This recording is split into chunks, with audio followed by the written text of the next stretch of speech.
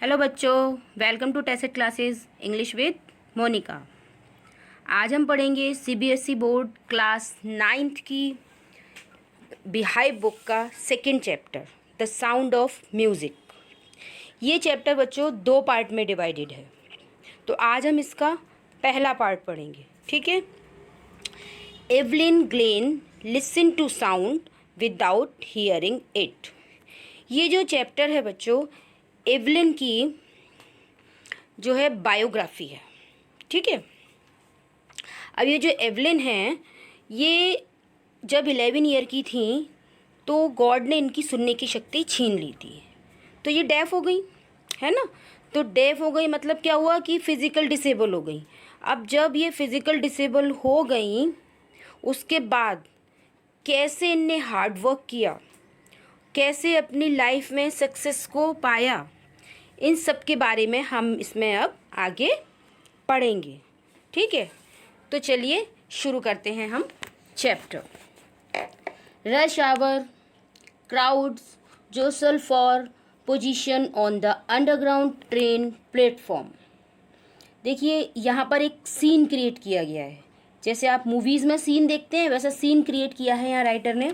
क्या बताया है कि आवर कैसा था, बहुत भीड़ भाड़ वाला समय था, है ना। जोसल मीन्स बहुत ज़्यादा धक्का मुक्की हो रही थी, भीड़ थी और धक्का मुक्की करके वो लोग अपनी पोजीशन बना रहे थे। क्यों? क्योंकि जो ट्रेन थी, अंडरग्राउंड ट्रेन थी, वो प्लेटफॉर्म पर आने वाली थी, इसलिए सब लोग अपनी धक्का मुक्की करके अपनी जगह बना रहे थे वहाँ पे। ठीक है। A slight girl looking younger than her 17 year was nervous yet excited as she felt the vibrations of the approaching train. अब एक वहाँ पर दुबली पतली लड़की जो अपनी 17 वर्ष की आयु के लिहाज से कम उम्र की लग रही थी, मतलब वो अपनी एज से छोटी लग रही थी, है ना। वो घबराई हुई थी किंतु फिर भी एक्साइटेड थी, है ना, उत्तेजित थी। जब उन्होंने कैसे उत्तेजित हो गई वो, कि जब उन्होंने देखा कि ट्रेन जो है आने वाली है, पास आने वाली है, और उसका वाइब्रेशन वो फील कर रही थी। ठीक है। उससे वो एक्साइटेड हो गई। It was her first day at the prestigious Royal Academy of Music in London and daunting enough for any teenager fresh from a society farm. London की एक प्रेस्टिजियस मीन्स प्रतिष्ठित, है ना, रॉयल एकेडमी ऑफ म्यूज़िक में उनका ये पहला दिन था। ठीक है। और किसी भी टीनेजर के लिए ये बहुत ही डराने वाली बात थी, भय वाली बात थी, है ना। कोई भी डरेगा ना, डाउंटिंग मीन्स होता है डराने वाली। अगर कोई बड़ी एकेडमी में जाता है या आप पहले दिन किसी स्कूल में पढ़ने जाते हो तो आप भी तो घबराए से होते हो, तो वो भी डरी हुई थी। और किसी भी टीनेजर के लिए, टीनेजर यहाँ क्यों बोला, क्योंकि वो 18 से कम थी, है ना, 17 ईयर की थी। 12 ईयर से लेके 17 ईयर तक के जो बच्चे होते हैं उनको टीनेजर कहते हैं। तो यहाँ पे कहा है कि किसी भी टीनेजर के लिए बहुत ही डरने वाली बात हो सकती थी। क्यों? क्योंकि वो स्कॉटलैंड से आई थी, फ्रेश यानी ताज़ा ताज़ा आई थी स्कॉटलैंड से। ऐसा यहाँ इसलिए कहा है बच्चों कि जो स्कॉटलैंड है वो छोटी जगह है। वो कहाँ जा रही थी? लंदन जा रही थी। वहाँ की लाइफ स्टाइल तो बहुत फास्ट है, इसलिए वो थोड़ी सी डरी हुई थी। इसलिए यहाँ पर कहा है स्कॉटिश फार्म, कि वो स्कॉटलैंड के कृषि फार्म से ताज़ा ताज़ा आई थी। इस तरीके से यहाँ पर बोला गया है। समझ गए? चलिए आगे देखते हैं, आगे क्या कह रहे हैं वो। But this aspiring musician faced a bigger challenge than most, she was profoundly deaf. आगे बता रहे हैं किंतु ये जो एस्पायरिंग म्यूजिशियन का मतलब होता है महत्वाकांक्षी संगीतकार। ये जो महत्वाकांक्षी संगीतकार हुई, मतलब जो ये बात किसकी हो रही है? एवलिन की हो रही है। एवलिन जो महत्वाकांक्षी संगीतकार थी, वो बहुत सारे चैलेंजेस फेस कर चुकी थी और औरों की अपेक्षा, और जो किशोर थे और जो टीनेजर्स थे उनकी अपेक्षा बहुत बड़ी चुनौतियों का, चैलेंजेस का वो सामना कर चुकी थी। ठीक है। शी वॉज प्रोफाउंडली डीफ, वो पूरी तरीके से क्या थी? डेफ थी, यानी बहरी थी, पूरी तरीके से बहरी थी वो। आगे देखते हैं।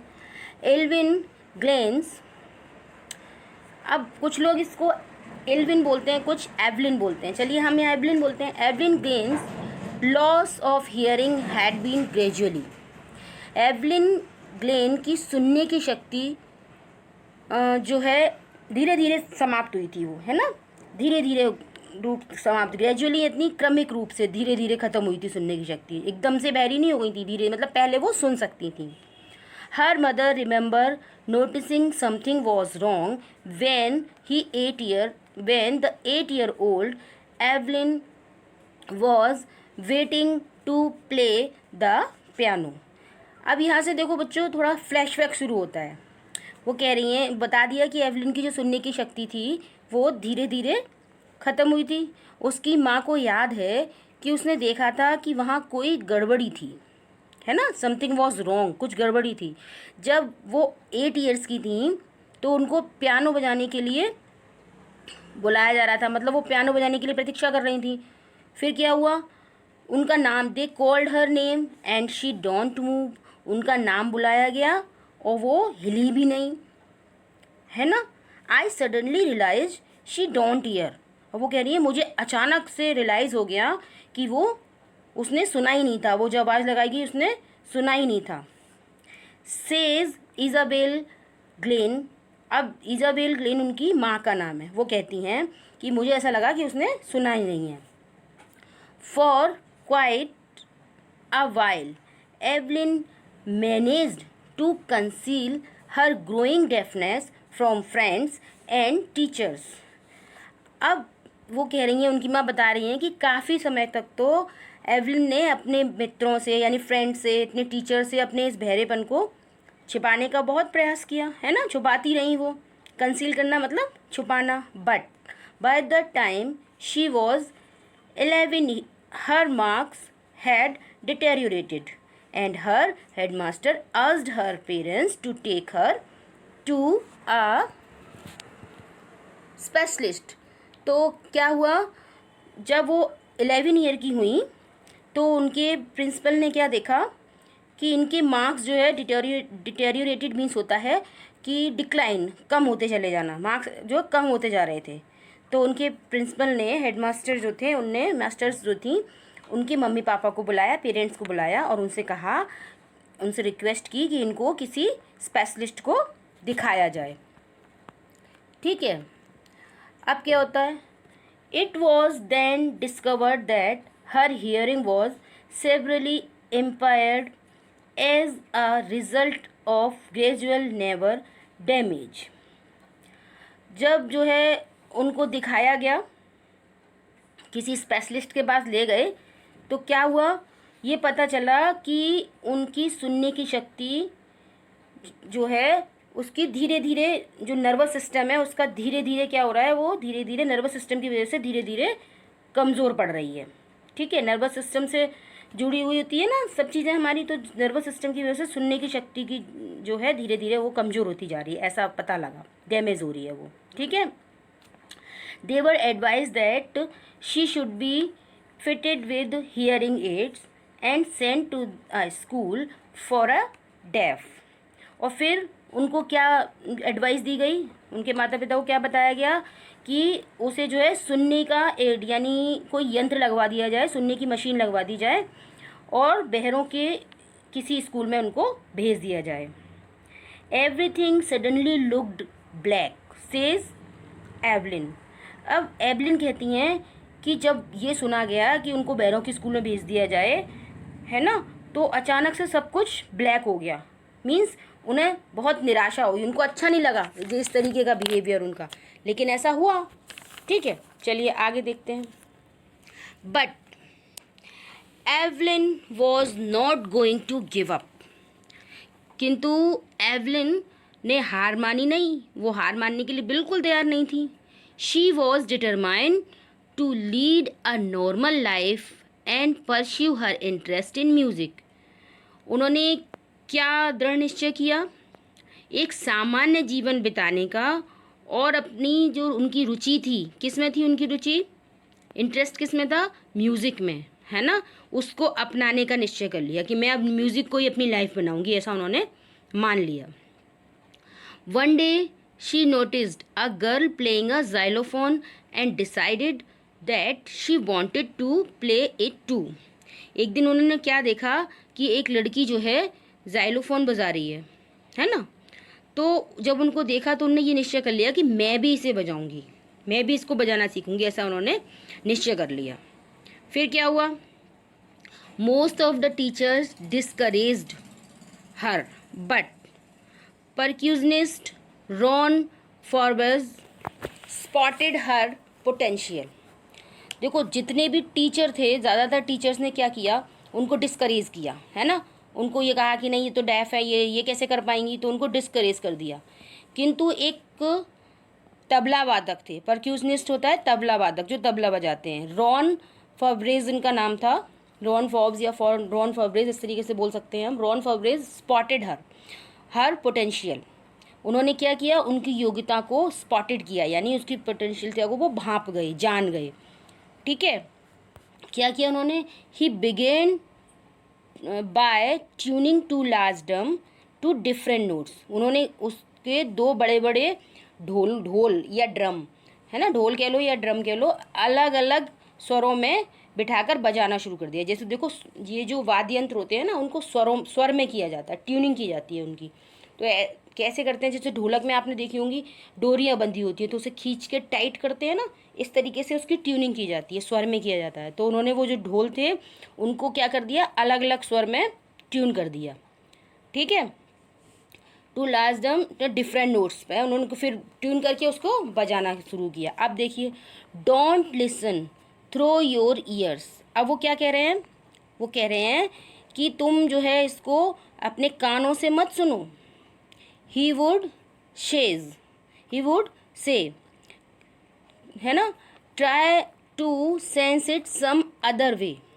वे क्या कहते थे, वे कहा करते थे इसे किसी अन्य ढंग से महसूस करने की कोशिश करो। भाई कानों से तो सुन ही नहीं सकती थी, इसलिए कहा कानों से मत सुनने की कोशिश करो, किसी और तरीके से कोशिश करो इसको सुनने की।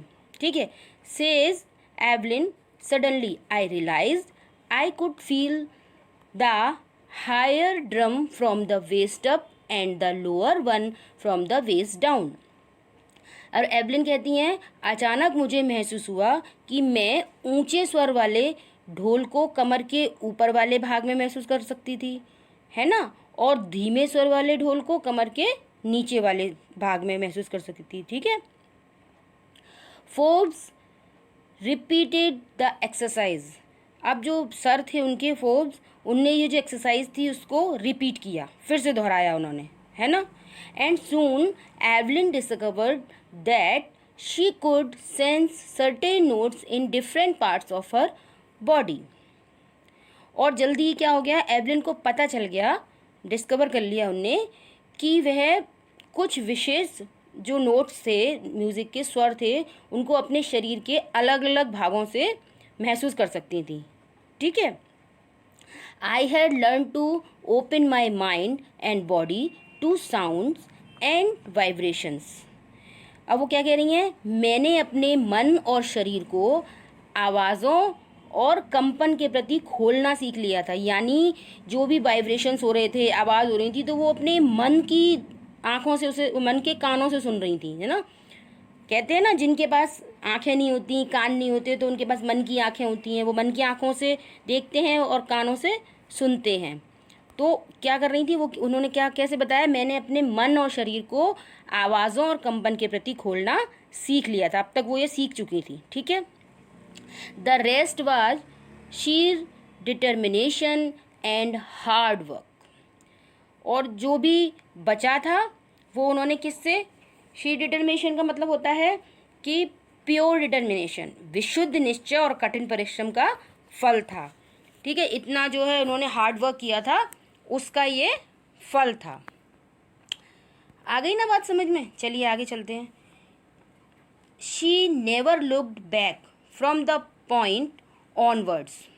अब यहाँ के बाद ये जो हुआ है, इसके बाद उन्होंने पीछे मुड़ के नहीं देखा, है ना। ये जो पॉइंट था इनका, इसके बाद उन्होंने कभी भी पीछे मुड़ के नहीं देखा। She toured the United Kingdom with a youth orchestra and by the time she was 16। और जब वो 16 साल की थी उस समय उन्होंने क्या किया, उन्होंने यूनाइटेड किंगडम का एक टूर किया था, किसके साथ, अपने जो यूथ उनका ऑर्केस्ट्रा था उसके साथ, और उस समय वो 16 साल की थी, केवल 16 ईयर की थी, ठीक है। She had decided to make music her life, उन्होंने संगीत को ही अपना जीवन बनाने का निर्णय कर लिया था। Okay. She audition for the royal Academy of music and scored one of the highest marks in the history of the academy.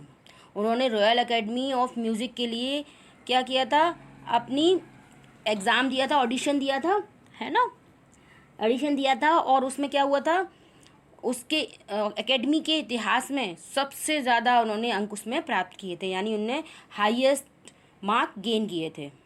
Okay. उसके बाद क्या हुआ, she gradually moved from orchestra work to solo performance. धीरे धीरे orchestra को छोड़कर वो आगे बढ़ी और एक सोलो वो करने लगी, परफॉर्मेंस, है ना, एकल वादन जिसे कहते हैं, सोलो परफॉर्मेंस उन्होंने शुरू कर दिया था। ठीक। At the end of her 3-year course she had captured most of the top award. अपने 3 वर्ष के कोर्स का अंत होने तक उन्होंने टॉप जो अवार्ड्स थे उनको, उनमें से ज़्यादातर उन्होंने जीत लिए थे। ओके। चलिए। And for all this Evelyn won't accept any hint of heroic achievement. इतना सब होने के बाद भी, उन्होंने इतना सब कुछ जीत लिया था, फिर भी जो एवलिन थी वो कहती थी कि मैंने कोई महान उपलब्धि नहीं की है ना, कोई हीरो जैसा काम नहीं किया है, कोई महान उपलब्धि नहीं की है। और क्या कहती थी, वो कहती थी if you work hard and know where you are going. देखो बच्चों, बहुत अच्छी लाइन है, इन्हें आप याद रखना, ये आपसे पूछी भी जा सकती हैं, ठीक है। क्या कहती थी, if you work hard and know where you are going, यदि आप परिश्रम कर रहे हैं और जानते हैं कि आप कहाँ जा रहे हैं, यू विल गेट देयर, तो आप वहाँ पहुँच जाएंगे। And she got right to the top, और वो उन्होंने जो भी चाहा था वो कहाँ पहुँच गई, बिल्कुल चोटी पर, है ना, राइट टू द टॉप, सफलता की चोटी पे बैठी हुई थी बिल्कुल वो, ये समझ लीजिए आप, है ना। आगे क्या है, द वर्ल्ड मोस्ट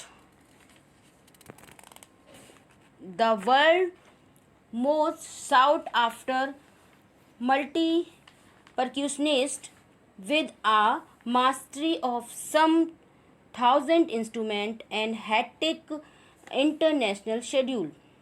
संसार में सबसे ज़्यादा मांग की जाने वाली तबला वादक, मल्टी परक्यूशनिस्ट मतलब बहुत सारे वाद्य यंत्रों को बजाने वाली, और तबला वादक तो थी ही वो, है ना। तो संसार में सबसे ज़्यादा मांग की जाने वाली तबला वादक कलाकार, जिसे लगभग 1000 इंस्ट्रूमेंट बजाने आते थे, है ना, बहुत अच्छे से बजा लेती थी।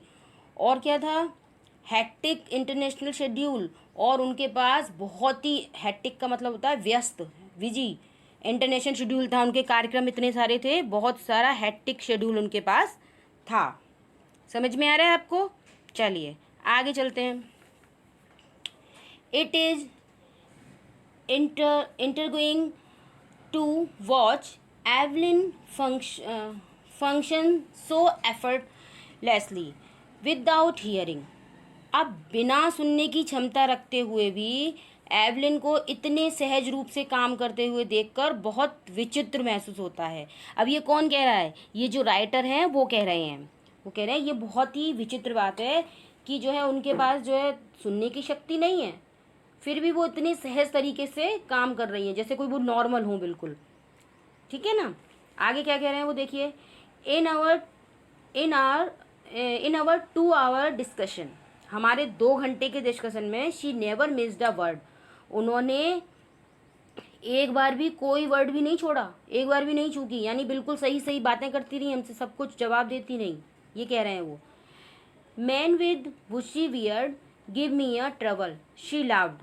अब इस समय अब ये एवलिन कह रही हैं, वो क्या बोल रही हैं कि जो मनुष्य दाढ़ी रखते हैं, है ना, दाढ़ी वाले पुरुष होते हैं, उनसे बात करने में मुझे थोड़ी सी कठिनाई होती है। और वो हंस जाती हैं, ऐसा कह के हंसती हैं। कैसे, क्यों कह रही हैं वो ऐसा? इट इज़ द, अब वो क्या बोल रही हैं, it is not just watching the lips, है ना, केवल होठों को देखकर ही ये संभव नहीं होता। वो बता रही हैं कि मैं ऐसे कैसे कर लेती हूँ, है ना। It is not just watching the lips, it's the whole face, specially the eyes. ठीक है। She speaks flawlessly with the Scottish lilt. अब उन्होंने क्या कहा कि ये जो बोल लेती हैं वो इस तरीके से, तो क्या बोल रही है, केवल होठों को देखने से ही ये संभव नहीं होता है ना, पूरा चेहरा देखना होता है ना, विशेषकर क्या देखना होता है, आंखें देखनी होती हैं, तभी वो बहुत अच्छी तरीके से बिल्कुल फ्लोलेसली बोल पाती हैं स्कॉटिश लहजे में, है ना, क्योंकि वो स्कॉटलैंड की थी, तो वो कैसे बोल रही थी, स्कॉटिश लहजे में बोल रही थी। ठीक है ना, अब समझ में आ गया होगा आपको, बात समझ में आई ना।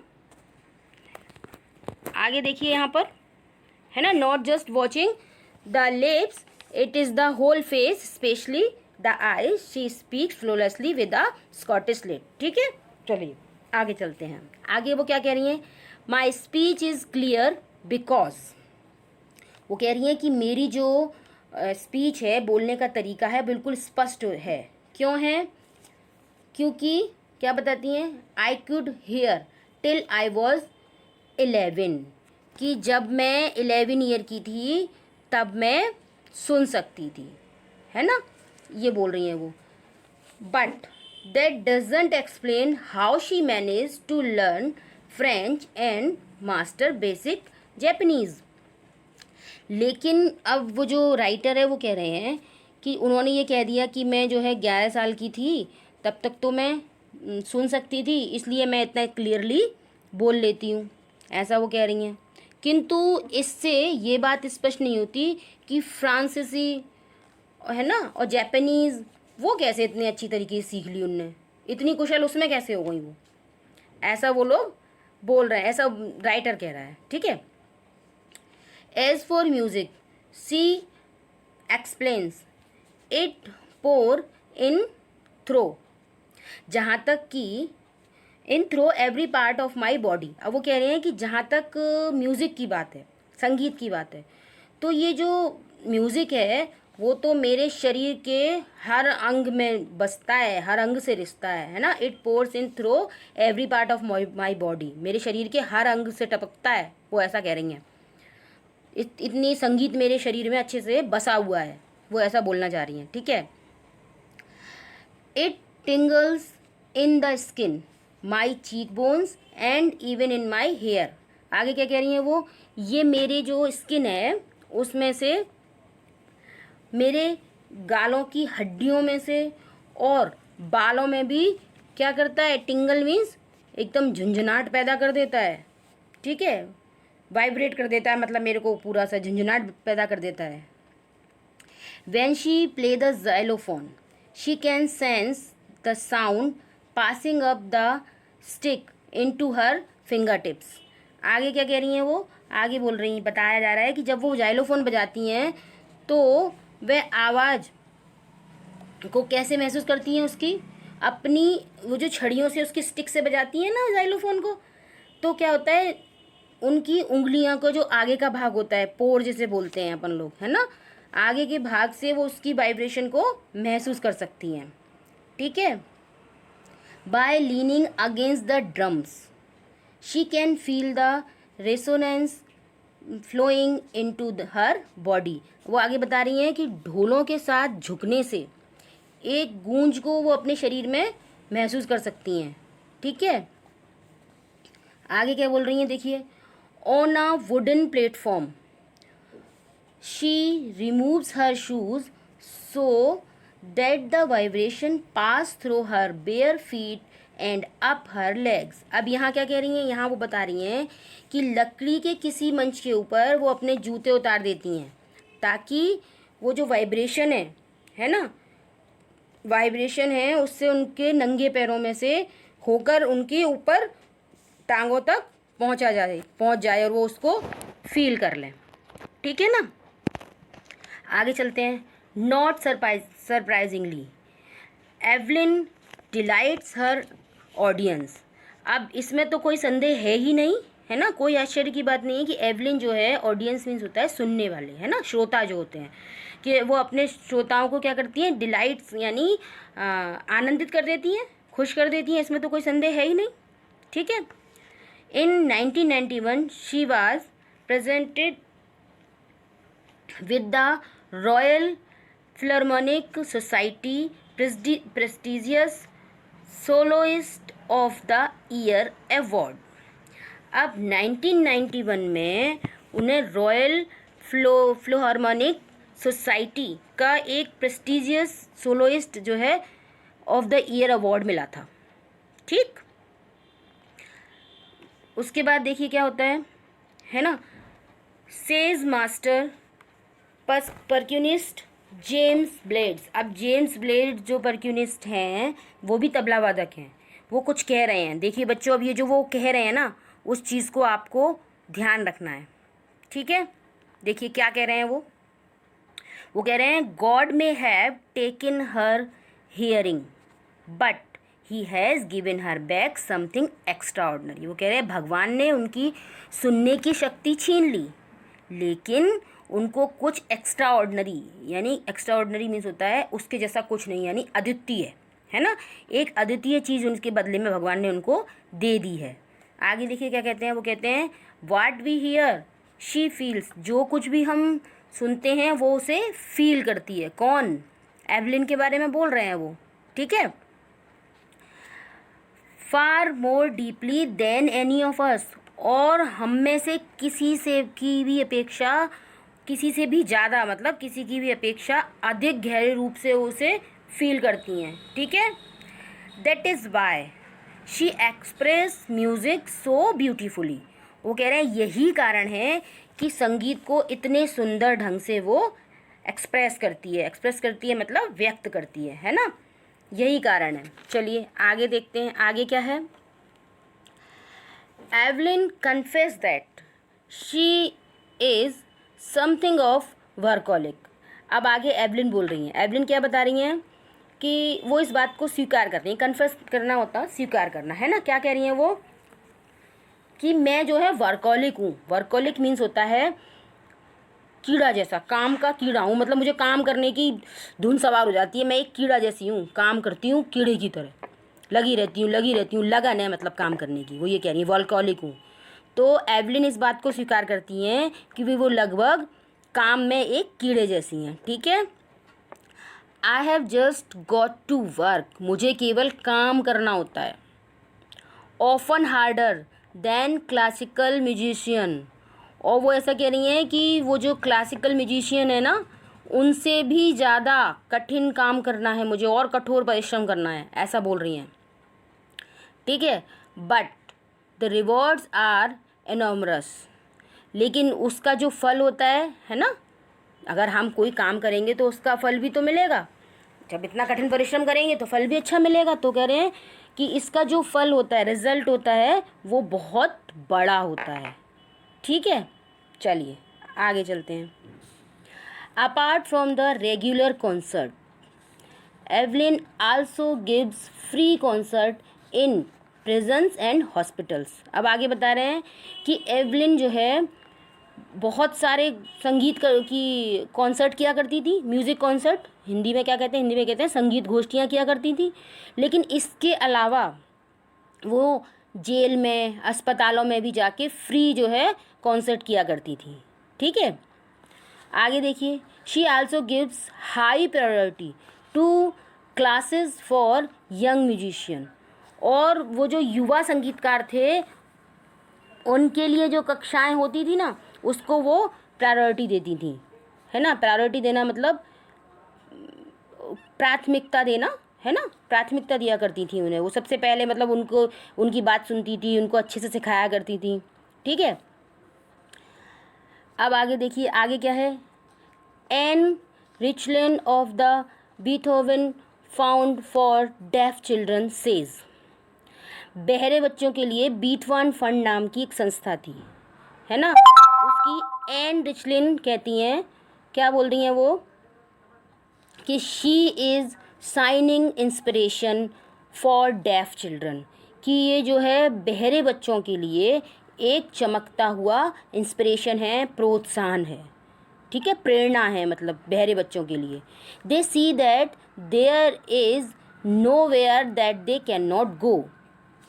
वे समझ जाते हैं, वे इनको देखते हैं, एवलिन को देखते हैं, तो वो समझ जाते हैं कि ऐसी कोई जगह नहीं है जहाँ वे नहीं पहुँच सकते, क्योंकि उन्होंने देखा है कि एवलिन भी तो उनकी तरह ही बहरी हैं, डेफ हैं, लेकिन वो तो कितनी ऊंचाइयों पे पहुँची हुई हैं, है ना।